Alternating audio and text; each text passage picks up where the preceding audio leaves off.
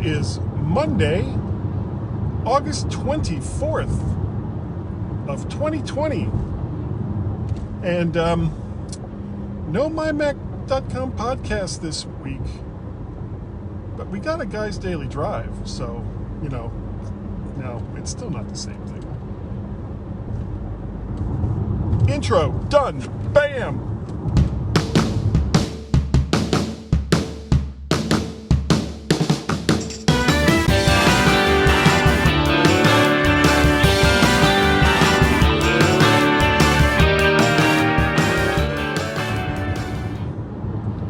And hello again, it is Guy's Daily Drive. It's been a few days, a week, something like that, since I've done a Guy's Daily Drive. And I apologize, but I'm not going to do these from my house. I refuse to do a Guy's Daily Drive from my house, because then it's not a drive. So then there's two things apart from the title of the show. Then it just becomes Guy. It's Guy's Daily Drive, and if it can't be a daily thing, then it has to be a drive and it has to be me. That's how it's going to work. All right. What I want to talk about. Had a interesting weekend, and it's part of the reason. Whoops. This stupid mount. I keep forgetting that I have a replacement for it. Yes, Mount, your days are numbered. So, last week, I saw an article, and there was a retailer in the New York area who sells lots of photo stuff. And if you can't figure out who I'm talking about from that, then never mind. But they had, maybe still do have, 2018 iPad Pros for a lot of money off. Now, part of it, I'm sure, is because the 2020s came out, 2020 iPad Pros, and that there's rumors that more iPads are coming out soon to replace other models in the line. But I didn't need a 2020 iPad Pro. I didn't particularly even really need a 2018 iPad Pro.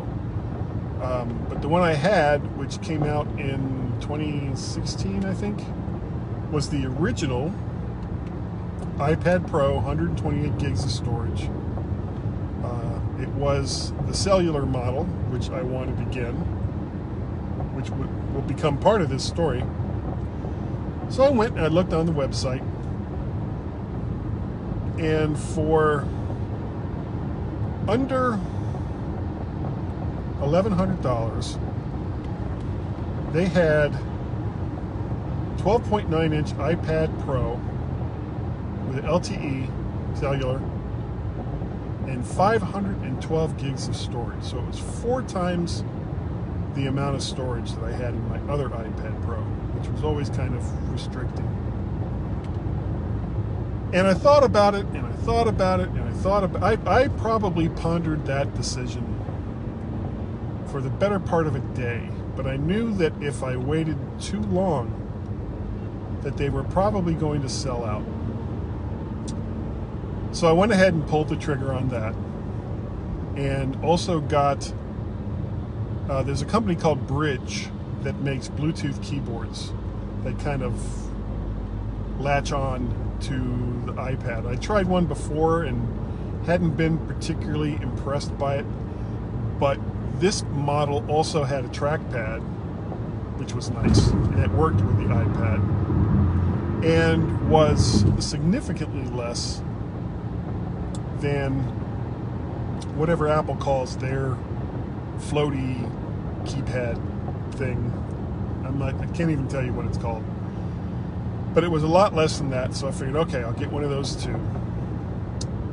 And I also bought a microphone, because that's what I do. That's what I do. I buy microphones for no apparent reason, because I don't really need more microphones. But it was one I'd actually tried to get before, Behringer. I get a lot of Behringer microphones. The Behringer BA 25A, I think it is. It's a dynamic microphone. It's about, I don't know, I think it was like $25. It wasn't super expensive. And so that came, and spoiler alert, it's a pretty good microphone for $25. I was very impressed. But getting back to the iPad. Oh, they also included some Audio-Technica wireless earbuds for nothing. And after using them for a small amount of time, they sound kind of nice. But they're super heavy in the ear, so they keep falling out.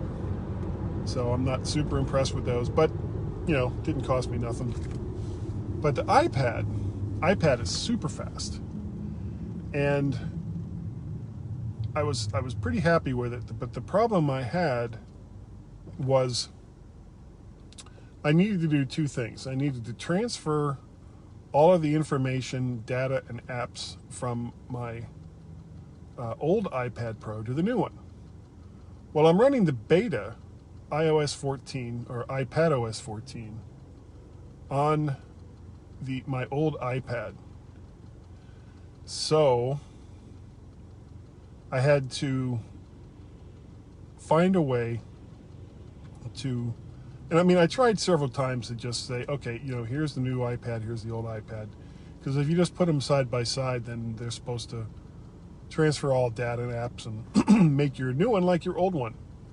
And that worked very well with my phone when I went from the 8 Plus to the SE2, but it wasn't working here, and it was because the new iPad wasn't on iOS 14. So that was something I had to do. So I updated it to iOS 14 and got the process finally started.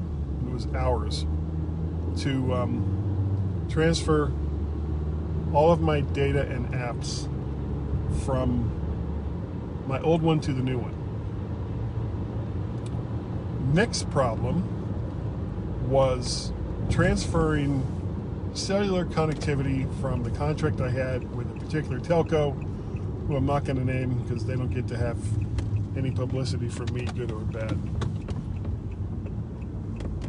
Unless they really pissed me off, when they kind of did, but whatever. The problem with that, it's not just as simple as popping out the SIM card and putting it in a new machine. And that's honestly should be as simple as it gets, but it's not that simple. You've got to find the IMEI number of the new machine, and you have to go to your account with that particular telco and put that in, and then put the number of the SIM card in, and of course, it's a mini SIM, so the numbers are like ridiculously small on it, and I didn't have it written down anywhere. And then to make it even better, I couldn't find my password to get into this account. And in order to have them reset my password,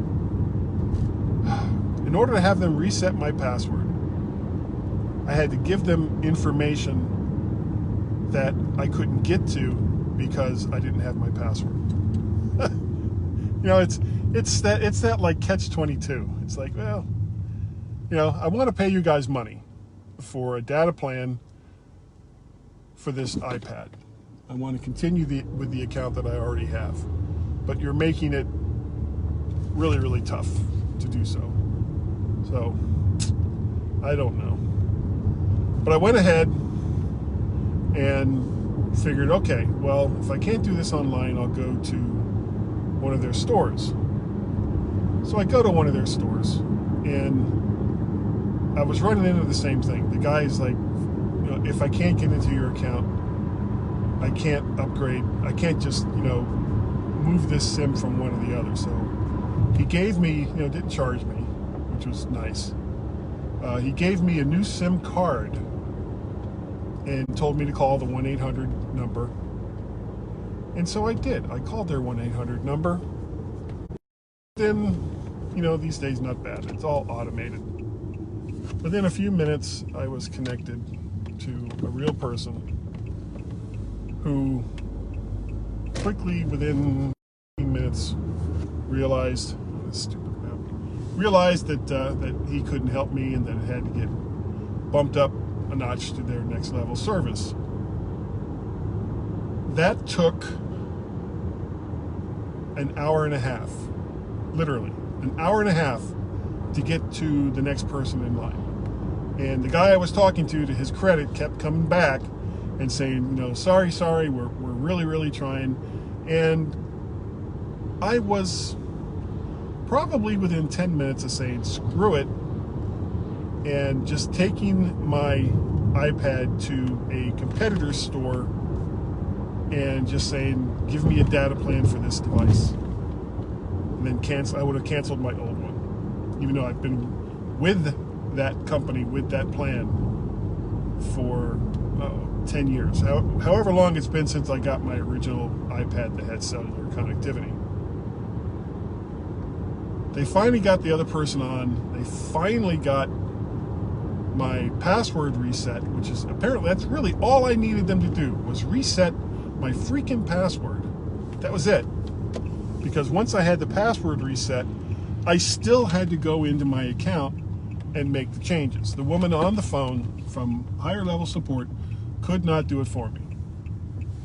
Or said she couldn't do it for me. I don't know which is which, but she wouldn't do it. So that's what I had to do. And I finally, after 2 hours of being on the phone with tech support for this company, managed to get my iPad online with the account that I had been paying for a very, very long time. So annoying. Well, that is going to do it for Guy's Daily Drive today, because I'm now at work. So if you'd like to get a hold of me, you can send me an email, guy@mymac.com. You can go to the Twitters. I have 2 Twitter accounts, MacParrot and VertShark. You can go to my website, vertshark.com. Get all of the various audios and videos and blogs. Not that many blogs, but there's a new one there that I just did over the weekend.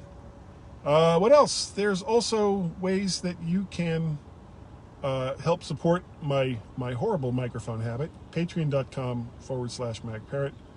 Coffee, ko-fi/MacParrot. And what's the other one? PayPal.me/MacParrot. You can also watch all of these videos over on the YouTubes. Just go there, do a search for VertShark. My channel will come up. And while you're there, make sure you like, share, subscribe. And if you missed it the first time, like, share, subscribe. All you got to do. And while you're watching the video, smash that like button. Smash it. That's all you got to do. I'd love you for it. Subscribe if you'd like. Do whatever you want to do. That's all you can say. And again, that's going to do it, I think, for this week. So thank you all so very, very much for joining me today on Guy's Daily Drive. And I will see you next time. Bye-bye.